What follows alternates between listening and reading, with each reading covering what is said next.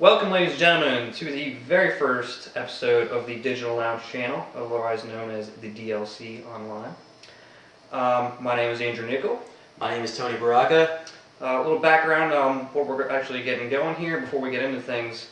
I download a lot of podcasts these days, and half the time Tony and I spend together, we just crap. Half the time we spend together is me making fun of him. Yeah. I don't download podcasts. I don't even know how to use internet video.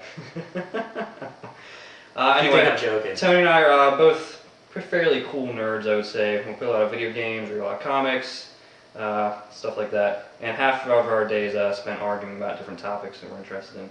So we figured, we think we're two fairly funny guys. Funny, I'm the only cool one. Yeah, he's the only cool one, he says. He's not funny either.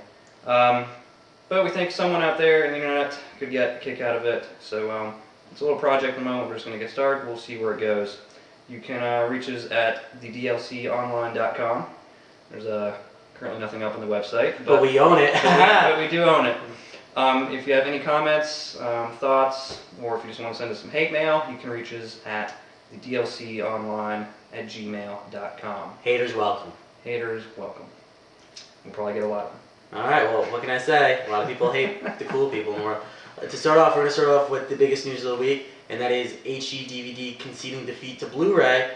Toshiba just dropped the ball. They couldn't compete. Sony's going to win out. How big is that party going to be? We've yet to know, considering how much money they paid to Warner Brothers for their exclusivity, quoting around $400 million, not to mention paying Fox a rumored $120 million.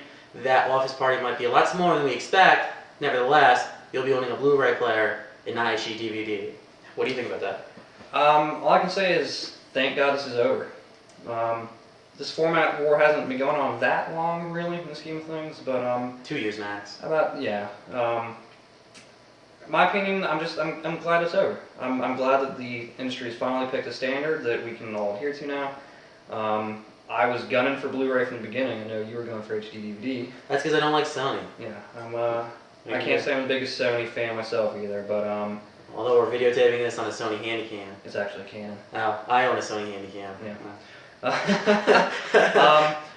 But no, I always had the outlook that Blu-ray was going to be the winner. I think this is finally the time where Sony's put out a superior product, and it has one out. They've put out stuff in the past like Betamax and the mini disc that, while being a superior product to other stuff in the market, didn't catch on. Didn't catch on. Look at UMD discs. They suck. Who wants to buy a movie on a tiny disc? Who likes anything tiny? When you can buy it on DVD and watch it at home. Not to mention the PSP battery life lasts only about 6 hours. Blu-ray sucked. The only reason why it won is because they put it in the PlayStation 3 from the beginning, knowing that PlayStation 3 would have high sell-through on PS2 loyalists, and with that in their corner and the large amount of money they paid to those other companies, Toshiba never stood a chance. HD DVD might not have been the better product, but it was probably the superior company just because they didn't have the deep pockets to pay off other companies. Doesn't mean that they should have lost this war. Not to mention, with the lack of HD DVD now, Blu-ray is the only player in the high definition DVD market, I guess you could call it. I feel that Sony's going to use this to their advantage. They're probably going to raise prices on either discs or their personal players for third-party manufacturers who can create their own players. And I think in the short term, it's going to be bad for the industry.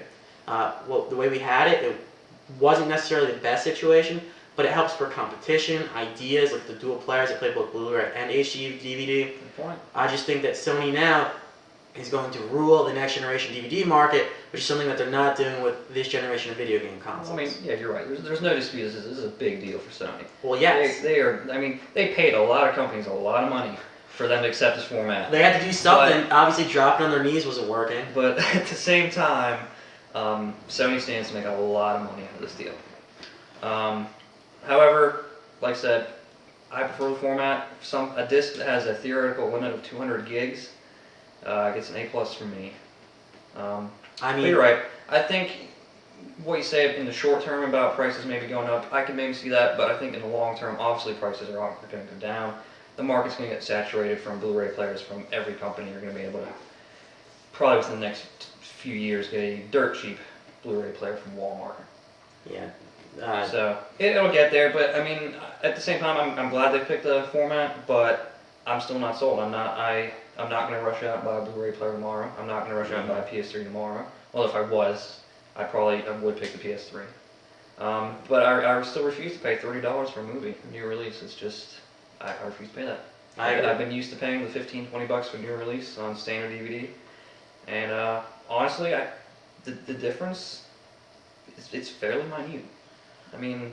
Well, I don't know. The way I see it is I completely agree. I'm not going to buy a Blu-ray player anytime soon.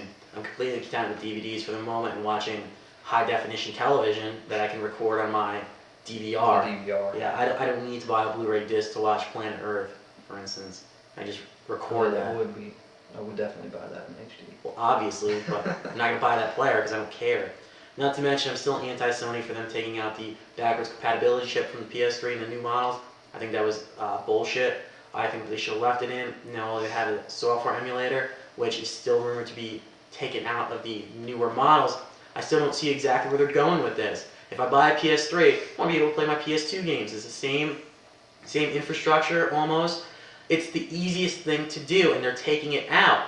There are millions upon millions of PlayStation 2 sold throughout North America, sold throughout Japan, and here they are taking that compatibility out of their console. I mean, for God's sakes, the Wii plays GameCube disc backwards compatible, and who bought a GameCube?